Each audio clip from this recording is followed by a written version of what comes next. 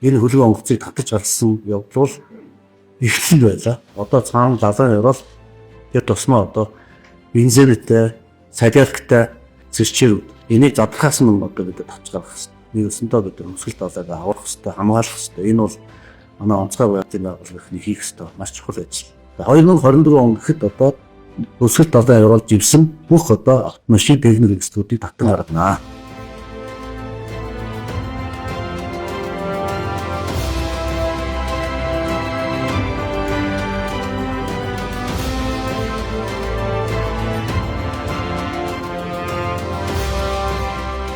За 2022 оны 1 сард энэ техник хэрэгслийг татан гаргах тухай асуудлыг ондж ерөнхийлөгчийн санаачлаар хөшгөл нуурын бохирдлыг бууруулах форумыг зохион байгуулсан. Энэ форум дээр 4 чиглэлийн ажлыг авч хэлэлцэн. 4 чиглэлээр одоо хурал зөвлөгөө эрдэмтэд ажилласан. Үүний нэг нь болохоор живсэн тээврээслийг эрен хайх, илрүүлэх, татан гарах ажиллагааг бас төлөвлөгөө оруулж өгсөн. Энэ хилцүүлэг дээр 28 гэсэн энэ тотал одоо яг бисаар болж байгаа. За 28 дотроос яг одоо аюултай тээвэрлэлт хийжсэн, бензин шатхуу атжсэн хэдэн машин байна. Бас ангилж байгаа байхгүй юу? Тэр дотроо. Тэгэн гурта за 5 машин байна. 42 үлүүдээ тон. За аюултай хог хаягдл болов шатхуу шатах тусал материал тээвэрж авсан ийм машин байгаа юм байна гэдгээ тогтсон. Эрдэмтэд багш нартайгаа суугаад за одоо яах вэ? Нөхцөл байдал өөрчлөгдлөө. За тэгэн гурт гадаад улсаас энтер болоод нилээд юу хандсал да. Жишээлбэл Япон улсын одоо Немон Сэлвэж гэсэн компанитай харьцсан. За Оросын холбооны улсын Порт 21 гэсэн компанитай харьцаж утсан. Эдгээр байгууллагууд маань бүрэг боломжтой. Энэ чиглэлийн ажиллагааг нь бол туршлага байна. Энэ чиглэлийг ажиллаж ирсэн гэсэн нөхцөл байламж өөрсдийн техник технологиг танилцуулсан. Эдгээр нөгөө хувийн хөвшил байхгүй юу? Тэгэхээр нөгөөдөл чинь нөгөө хийдэг үнэлгээ, аргачлал тэгээ нөгөө ажлын хөлс центр гэл маш өндөр дүнтэй л дээ. Тэдний зардал бол өдөрт нэг таталт нь 10 сая доллар. Нэг 20 тонны 40 тонны контейнер өргөж гаргахад 10 сая доллар. Тэгэхээр Монгол улсад тийм байх бол. Хоёрдугаарт нь чинь за худалдан авч чаддаг юм а гэж бодсон ч түүнийг наашаа тээвэрлэн авчрах техникийн боломж байхгүй. Тийм юмүүдийг те наашаа одоо усаар авчирч ирэхгүй. Тэгэхээр тэнд задлаж авсан гэхээр боломжгүй болоо явчин те. Тэгэхээр ийм хүү зүйлүүд дээр одоо нэгэнд боломжгүй гэдэг ойлголтууд нь бас учраас бид нар ямар шийдвэр өгсөн өөрсдөө хийя гэдэг. Олон тооны судалгаа, ахиалтын судалгаанд үндэслэн туршилтууд бид одоо далайн аквариум шиг юм хийгээд тэн дотроо бас нөгөө машинуудаа бас хэмжээг нь багасгаж хийгээд Ажлын байраа яаж бэлдэх юм бэ? Нөгөөхийгөө тэр урсгалтай давлгаанд яаж тэр нэг зэг тэр тогтоом барих юм бэ? Яаж тэр биетэд андаталгаа авчиж болох юм бэ? Нэг хүнд асуудлууд тулаад байна. Их гүнээс авна гэдэг ойлголт бол бид бас нэлээд удаан бодсон шүү. Тэгэхээр ийм гүнд ажиллахын тулд бидэнд юу хэрэгтэй вэ? Тоног тохиомж хэрэгтэй. Тэнийг өгөх хэрэгтэй. Жишээлбэл энэ хоёрын ялгаан дээр Сүхбаатар хөлөг онгоцоор аауд үсгээд 3 төрлийн тороос ашигласан баг шээ. Тэгвэл машин техник татан гаргах ажиллагаан дээр 10-аас 12 төрлийн оосорлох хэрэгсэл ашигласан баг шээ. Автомашин техникийг зам төхөөрөмжийг нуурын гүнээс татах гаргах технологийн карт мөн 40-45 гаруй ажилбартай. Тэгэхээр ялгаа нь өөр технологи боловсруулалт нь бас өөр, бодлого нь бас өөр. Тэгэхээр нөгөө өмнөх ус онгоцтой Сүхбаатар хөлөг онгоцыг татан гаргах ажиллагаанд хэрэглэжсэн техник хэрэгслүүд маань бидний мэдж байсан учраас түүн дээрээ суурлаад одоо тийм усны гүнээс татах одоо тийм краныг гэх юм уу та тийм бидний хийж зохион бүтээл гэдэг шийдвэр гаргасан. Тэгэхээр усан дээр ажлын талбар болоод ерөөсөө л нөгөө цэргийн хөвгчгүүр буюу понтомон л болчихж байгаа. Нэг нь 20 тонныг даадаг. За 6 ширхэг тавьчих юм бол 120 тонныг даа. Болж гин үү? Болж гин. Энэ одоо 120 тонныг даадаг юм дээр байрлуулад тэгээд далайн гүнд оруулаад тэг 150-60 метрийн гүнээс татаад гаргаад ирдэг. Ийм тоног төхөөрөмж хэрэгтэй байна. Нэгдүгээр. Хоёрдугаар. Энэ тоног төхөөрөмжийг хүнийг угсардаг хэрэгтэй. Тэгэхгүй далай дээр биднээс энийг угсахын тулд дахиад нэг карантинд байх хэрэгтэй.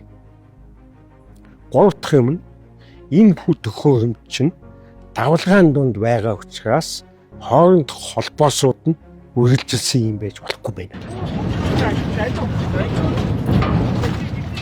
Ямар нэг байдлаа ингэж хөдөлгөөнтэй жоохон ч дипломат үүсгэхэд нэг салаад унчихаагүй ийм байх хэрэгтэй юм гэсэн. Үндсэн гурван шаардлага гарч ирсэн. Тэгээд тэн дээр үндсэн юм бүцээч хийсэн байхгүй юу? Ферм гэж одоо яриад манай багш нарын зохион бүтээсэн. Тэр ферм бол 44-5 тийм жижиг куб элементүүдээс тогтож байгаа. Тал бүр 1 метртэй. Нэг бүрний 95 кг.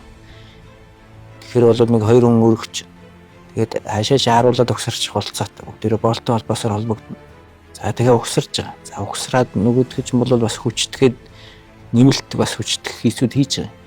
За гулзаалт хэв ажилтнууд тодорхой хэсэг дээр бол аюултай огтлууд бол байна. Тэр хэсэг дээр нь ташуу тулаасууд. Тэр нь ундлын тулаасууд холболтууд ээж өгч байгаа. За ачаалт ихтэй газар дээр хатуулга өндөртэй болтой, зөөлөн болтой хөвд нэг бас ялгаж өгөөд холбож өгч байгаа. Энэ Монголоос өөр газар одоо хийгдэггүй. Монгол эдгээр тэмдэгтийн зохион байлаас одоо анхны загвар юм. Анхны одоо арга гаргачлаар ажилласан гэсэн үг. 2 төхөөрөмж хийгээд за 2 төхөөрөмж тус бүрд нь 5 тонны либотик тавьж өгöd. За ингээд 5 тонноос өгдөг. Тэгэхээр 4 либотик тавих чинь хэд болох вэ? 2 болно шүү дээ. Эдүүд маань ПМ зохион байгуулад ажиллагаа явуулж байгаа. Давхар одоо онцгой байдлын ерхий газраас яаж одоо тэр эрен хайх ажиллагааг зохион байгуулах вэ? Яаж тэр объектыг одоо энэ байгаа гэдгийг тоочны одоо ингээд заах уу гэсэн асуудал бас тооцоо төлөвлөгөө бас ажиллах шаардлага гарсан. Энэ үед бид нар одоо энэ чиглэлийн одоо эрен хайх ажиллагааны чиглэлийн Монголын одоо хайгуу судалгааны компаниудыг бас судалж ирсэн. 22 оноос хойш санал ирсэн хайгуул судалгаанд оролцох. Тэгээд тэрэн дээр нуурын хүний Sky гэдэг багжил ер нь хамгийн тохиромжтой. Одоо дэлхий дээр ашиглаж байгаа живсэн усан онгоц объектуудыг хайхад өргөн хэрэглэгдэж байгаа. Немососгээ багж байгаа шүү дээ. Энэ багж маань өөрөө эрен хайх илрүүлнэ. Тэмдэгтийг илрүүлэхдээ тийм хурдан илрүүлчихгүй. Тэр өдрөө явсан объектыг оройн сууж боловсруулалт хийгээд 2-3 хувилбараар дүрсэл гаргацдаг гэсэн үг. Сүүдэр дурс. Энэ сүүдрийг 2-3 боловсруулсны дагуу одоо нэг өндөр хэмжээ болон сүүдрийн энэ объект өж магадгүй дэ гэсэн хэд хэдэн цэвүүд гарч байгаа гэсэн үг. Байгаа мэдээлэл юу вэ? Зөвхөн координат нь байна. Энэ зэг дээр тийм машин бий. Энэ машин хаашаа явж улсан юм бэ? Ханаас нь гогдох юм бэ? Тэгээ энийг хийхин тулд бидэнд одоо ийм далаа дагуу явдаг юм хэрэгтэй байна гэдгийг ерөнхийлөгч танилцуулсан юм лээ. Тэгээд ерөнхийлөгч тэр оны чинь өвөл Японд альчлалыг өгөө. Тэгэнгүүтээ Япончуудаас тэр далаа дор ажилладаг. Тэр дорооныг авах асуудал яасан юм бэл. Энэ маань нөгөө давхар үйлдэлтэй. Эхний ээлжин дээр ингээд зураг аваад тодруулаад өгөхөөс илүү өшөөгийн солиод өөрөө утсан холбоотой цахилгаан үсвэрээр нөгөөх нь хөдөлгөөнд ороо явчихна. Тэгээд үндсэн мониторинг дэлгэцэн дээр яг хаана явж байгаа, ямар үйлдэлийг явж байгаагаа хянаад ингээд доошоо оруулаад хоосорлох. Энэ бол гарцаа байхгүй хэрэгтэй багц. Тэгээд дараа нь онцгой нэг цуглуулаад за бид одоо ийм хэрэгсэлтэй болсон. Зөвхөн дэс ноутбукс гэж капра тавьж ирж байгаа. Яах юм бэ гэсэн наац 300 метрийн гүн шумт юм аа. Тэгээ яах юм эсвэл ингээд танд одоо тэгээд живсэн машин шиг ингээд бичлэгийг үзүүл. За ийм байвал болж байна. За харин бид нар энэ дээр яаж тэнд эхлээд толохгүй вэ гэдэг. 170 метрийн гүнд байгаа юм шиг биднээс яаж одоо тэрнээс осгослох вэ? Хүн очих боломжгүй. За тэгээд мэрэгжлийн инженерүүд манай одоо яг сурах хэмжээний ийм албаа хаагчтай томилгоожуулаад Америкээс яг тэр багжаа заах мэрэгчлэнүүд ирсэн. Тэрийг 14 хоног бид нэр заалгаж байгаа. Одоо онцгой байдлаас 2 донооч байгаа. Тэгээд эрдэмтэн багш нар бас давхар цуг тэр сургалтанд нь суусан. За ингээд энэ асуудлыг шийдээд пермийн асуудал шийдэгдэх байж ийл. Артмаа нэг асуудал. Ямар асуудал? Өнөөгөө тавцангаа далаа дунд яа тогтоох вэ? Энийг одоо салхинд алдчихгүй эрсдээр нь зогсчихгүй нөгөө чи өвөө явчихвал биднээс нөгөө тоосны усглаад байгаа явчих шүү дээ. одоо 128 метрийн гүнд бид нэр 1.2 тонн жинтэй зангуу байвч болгож байгаа. Өөрснөө хийсэн, сутгсан. Бодит бетоныг гадна талаар нь каркас зангатаад бас хүүгөө зулгаачихгүй байдлаар нь соёотой тийм ийм үү тэгээд болгосон. За бид нар бүгдээр тогтлоо.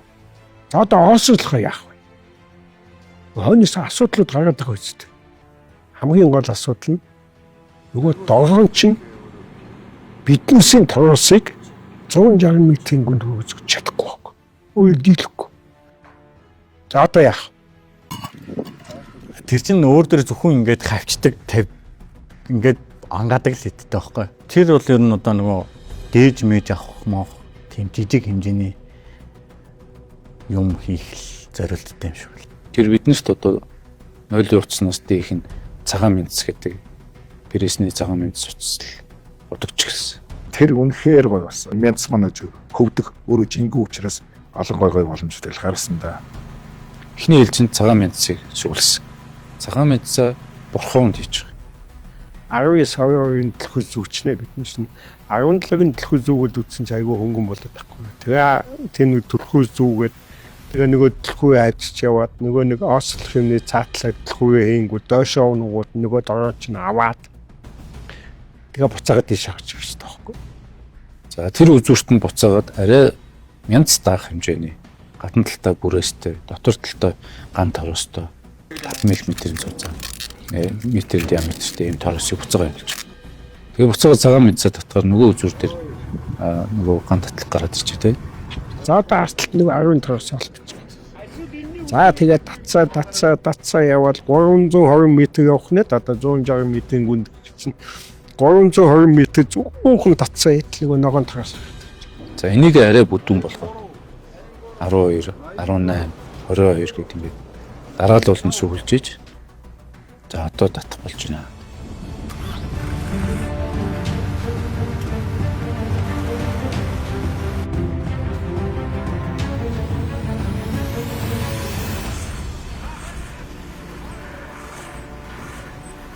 Эхний таталт бол ханхад болсон юм. Эргээс 5 км орчимд. 68 цагийн ажиллагаа явуулаад 90 рүү татан гаргасан байдаг. Объект бол тодорхой байна гэдгийг ойлгомжтой учраас манайхан тийм дээр шууд сургалтын үйл ажиллагаа давхар хийе гэсэн тийм оновчтой сайхан шийдвэр гаргаад ингээд энэ дээр бол нэлээдүүдийн дадлагдсан ажиллагаанууд бол болсон гэж би бол дотор дүгнэдэг. Эцэнтэй энэ объектыг 90 гаргаж 50. За хайгаад олох гэдэг асуудал бол өөрөө цаг хугацаа их шаардлагатай гэсэн үг. Бас их шахалтанд орсон татан гаргалтын баг ажилдаа гарах гад DDT хайгуулын одоо 5-6 объект илрүүлчлэгээ мэдээгээ өгсөн чинь нөгөө усныхаа дрооныг оруулсан чинь зарим нь мод зарим нь чулуу байгаад тэгээд бид бас та нартай мод чулуу илрүүлдэг гэж бас хамт орчлээсэн. Живсэн тээврийн эслийг хэрэг хах илрүүлэх ажиллагаа маань өөрөө бас өөр технологийн ажиллагаа босруулах шаардлагатай болсон. Ийм үгээр ахаад бүрэлдэхүүн хүнийг цуглуулж энэ чиглэлийн тооц асуулах хийсэн. Одоо энэ дээрээ анализ хийя. Тэг ингээд рандом байдлаар хайгаад тах нь тийм үр ашигтай биш байна. Тэгээд бодож байгаа байхгүй. За машинууд маань мэдээж өвөл унсан. Тэ мөсөн дээр явж байгаад унсан. Тэгэхээр өвлийн замын маршрут гэдэг зүйл байх хэрэгтэй. Одоо энэ тийм машин унсан байна. Тэгсэн байна гэдэг бол орон нутгийн ам мэдээлэлүүд явдаг юм байна. За тэгээд дээрээс судалгааны баг өөрөөсөө явдаг юм байна. Судалгаа бол одоо хэдэн онд одоо унсан байх вэ? Ямар хүмүүстэй байх вэ? Ямар одоо үр гүйцэтгэж явж исэн байх вэ? Ямар ачаатай байх вэ гэдэг нь судалгааны баг дээр гараад ирсэн. За энэ судалгаа маань үндсэндээ Эрдэнэчлөв сумын Марааны болон Жиглэгийн ам Сантын даваанд байдаг айл өрх Эрдэнэчлөв сумын застаргын намгийн газар, за байгаль орчин аял жуулчдын газар, за мөн Эрдэнэчлөв сумын иргэдээс аман хэлбэрээр авч тийм аа. Өсвөр нууцаар яг тээвэр хийж эдэн жил явж байсан.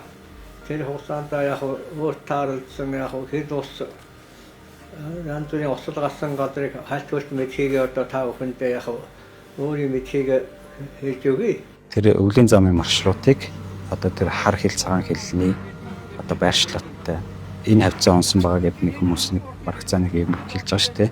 Тэгээд тэрнтэй ойрхон тийм огтлцлын зэг дээр одоо хайж утсан. Тэгээд хэд хэдэн объектыг амжилттай илрүүлж чадсан. Сар орчим гарын дараа анхны одоо тэр объект зээл 130 машин жиргүүлтэйгээ олцсон. Геомонстроос өгсөн цэгийн дагуу Pro 5 оруулж байгаа. Оруулаад яг цэг дээр нь очиод машины дүр сарах хамгийн гоё байсан. Объектын дүр саргалаа. Ойрлж харлаа зүгээр. Яас тиймээ гал нэгдээ зүгээр гар мар зохиол 4-5-лаа явдаг. Тэгэл 4-5-лаа зүгээр ойрлоо л явчих чавч. Тэр дүрс гарч ирээл тий. Тэр л ойртох чинь ингээл тэр бүх хүмүүсийн сэтгэл өндөрт байгаа байхгүй. Зургаа гоё аавн шүү. Нөгөөд давж өгтөө. Нөгөөд маань үгүй энэ талаас нь авах байж тэ энийг хараагүй байж тэг шийдэж болохгүйгээр сулгаа зургаа гоё авах юм шүү. Ингээд сэтгэл зүгээр тайвшруулах гэдэг ч юм. Тийм гоё мэдрэмжүүд байсан. Нэг л юм дээр бид нар эргэлзэж байгаа байхгүй юу? За одоо энэ маань нөгөө очиж явсан шатхуун одоо байдгал байгаадаа л гэдэг дээр л эргэлзэж байгаа байхгүй юу? Чиргүүл нажуулшаа тий унтсан машины хөл дээрээ байгаа тийм машины зураг орж ирсэн. За энэ машиныг хаанаас нь яаж авах уу гэдэг тооцоо янзын зүйлээ хийж байгаа. Ерөөсөө артлаас нь авнаа. Уртлаас нь авах боломжгүй юм байна. Мод ямууд мозга за ихсний дараа өдөртлөө бай дийн давуу имстэй авуу нөгөө талбай авуу гэж шийдвэр гаргасан шийдвэр.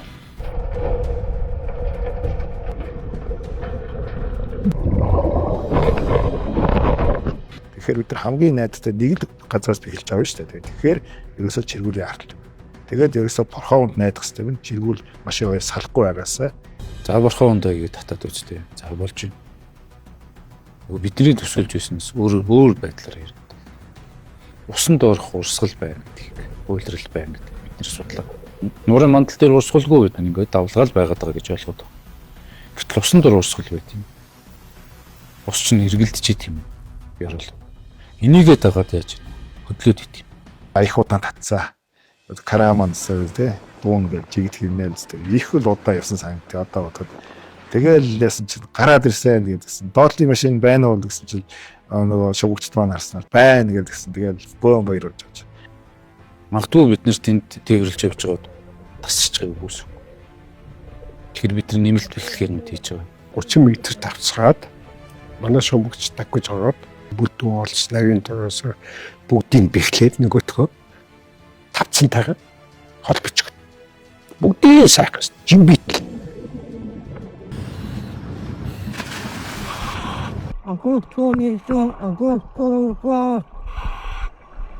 Тэгээд амжилттай яваад эрг рүү хүрээд ирэх юм бол нөгөө объектыг чинь буулгах асуудал.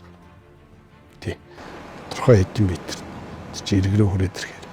Тэгээд буулгачих юм бол эргээсээ хэдэн метрийн холоос татах юм. Энэ асуудал гараад. Тэр техник хэрэгсэл маань хөдөлгөөн үлдэж явж байж тэр осол эндэгдэлд орсон байдаг. Тэгэхдээ дуугийн явах анги бүх юмнууд нь одоо гэмтэлтэй гарч ирдэг. Дуугийн хийгүү бай. Араа шүтэнтэй орсон байна. Мөрийсэн байна. Тэр болгоныг одоо бид өөрсдөө хүчээр өөрсдөө одоо ямар нэгэн алдаа мадаггүйгээр бид чирж явахад боломжтой байх нөхцөлийг бид бүрдүүлж дэрийг одоо хийж өөрсдөө хүчээр хийж бэлэн болгочихлаа л да. За шатхуунаа ирэг дээр гаргаад авлаа. Иргийн талбай дээр ч хасах бид нэр ирэхгүй байсан.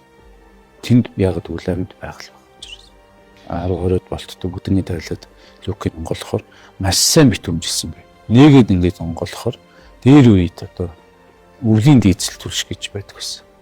Энэ зүгээр хамар цоргохоор нэртэж байгаа. Тэгээ шууд бэлдсэн сав руугаа юулээд сургуулаар үйлж аваад за тэр зориултын газартны шинжилгээг нөгөөд тэр устгах ажиллагаа хатгал тусгаж явуулсан. Аймаг орон нутгийн байгуул орчны байц агшин байна. Алтан дор явагдсан баг.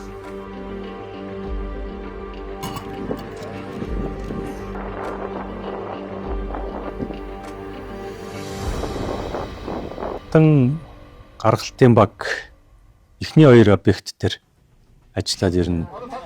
Тэр тараа туршлага хөрвүүлээд дараачийн объектууд дээр нь учраа олчихсан.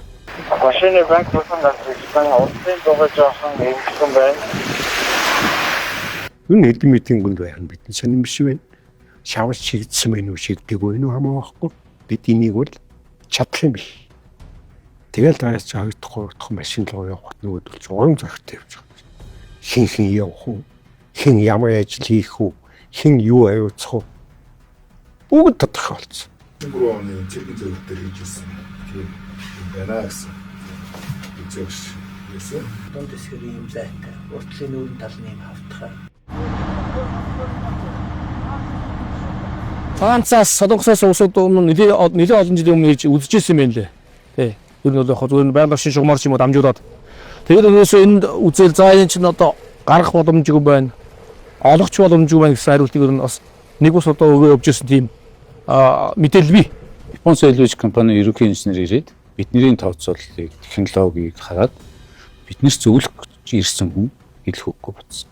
Бид нар нэлээд олон танд хэмжээ татвар харцсан байсан. Тэгээд хүсэл тавьсан учраас бид нар бас нэлээд бэлдэж байгаад бас ирээд харсан чинь та нар аль гэжээ те юм гаргаад чадаад эхэлсэн байна. Харин бидний тооцооллоос, бидний төлөөлдөг аргаас суралцж болох уу? Усны хүнд яаж шумбаж байгаа юм бэ? Яаж холбож байгаа юм бэ? Шумбагч нар нь ямар одоо арга аргачлаар явж байгаа юм бэ? Ямар дүрмийг баримтж байна? Одоо ямар эрүүл мэндийн хөдөлмөр хамгааллын дүрмийг явж байна гэсэн гээд сонирхож асуусан. За энэ бол одоо хамгийн том үнэлэмж үстэй тий инженер хүний хувьд тэр маш том үйлдвэрлэлтэй зориултын техниконууд хөрөмжөөр одоо татан гаргах ажиллагаа, нуурыг цэвэрлэдэг, далайг цэвэрлэдэг үйл ажиллагаа явуулдаг том компани инженер бидний тооцооллыг судалж үзэх гэж байна шүү дээ. За энэ арга технологи бол 23 онд, 24 онд ингээд үргэлжлээд хэрэгжиж байна. Сквадролын онгоцыг татан гаргахад 36 хоног. За 2023 онд 85 хоног. За 2024 онд 60 хоног. Ажил хугацаанд 11 тээврийг татан гаргасан. За тухайн үедээ бид нар автомашин техникүүдээ ингээд татан гаргачаад ингээд тооцож яхад 50 гаруй тонныг бид нар гаргаад цэвэрлсэн гэж үзэж байгаа. 70 гаруй одоо хавтгай дөрвөлжин метр, километр ийм нутаг дэвсгэрийг эзэлсэн. Өөрөөр хэлэх юм бол одоо Архангай аймгийн Тэрхийн цагаан нуурын 80 гаруй хувийн одоо усан орчныг одоо бохирдуулах ийм эрсдлээс л одоо өсвөл нуурын экосистем хамгаалж чадсанараа их ач холбогдолтой байгаа юм. За энэ л одоо бидний бахархал байсан. Өөрөөр хэлбэл тоо бодсны, зураг зурсны, тооцоолол хийсний, шийдэл боловсруулсны. Өөрөөр тэр өргөх төхөөрөмжийг зохион бүтээсэн. Хариу нь л тэнд гарч ирж байгаа.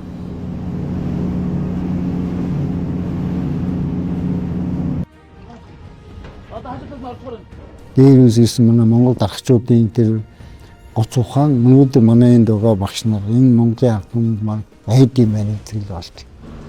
Монгол хүн бол инновацийг жинхэнэ утгаараа бодит ажил хэрэг болгож чадсан. Ийм том бүтээн байгуулалтын ажил. Одоо байгаа одоо нөөц боломжийг ирээдүйд хойч үед одоо өвлүүлэх одоо ашиглуулах нөхцөл боломжоор л хангаж өгч байгаа ирээдүйг харсан ажиллагаа. Эрдэмтэд инженерүүд нийлээд дээр нь маш сайн төлөвлөлттэй байх юм бол ямар ч зүйлийг хийж байна. Ирээдүйн хойчд үедээ бас нэг судлах материал үлдээчих. Магадгүй нөө юм тохиолдлоо гэхэд тэр технологиг ашиглаад татан гаргах тухай ойлгох болох юм байна. Эдгээр үлдэж чадсан.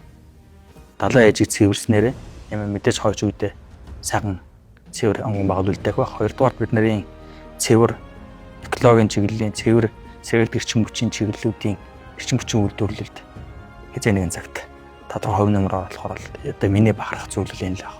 Одоо тангаар гэсэн одоо цэргийн одоо үрднэтнэр болоод их хурлын хөдлөө одоо ялангуяа энэ одоо ихтлэгийн хайрлах ажиллагаанд бол орж байгаа одоо үнэхээр бахархмаар юм бэл. Тэр хийц бүтээцийн хувьд болоод бас Монгол инженерүүд эрдэмтэд маань тооцож чадах юм болов бүх боломж болоод байдг юм байна. Эцэст нь болоод за одоо яг тэн дээр ажиллаж байгаа олон сайхан залуучууд маань болоод үлгэр дуурайл болоод хамтарсан дадлаг сургалт болоод их зүйлийг болоод мэдэж сурлаа гэдэг ийм дүгнэлтийг болоод бас дотроо болоод хийж л байна л да.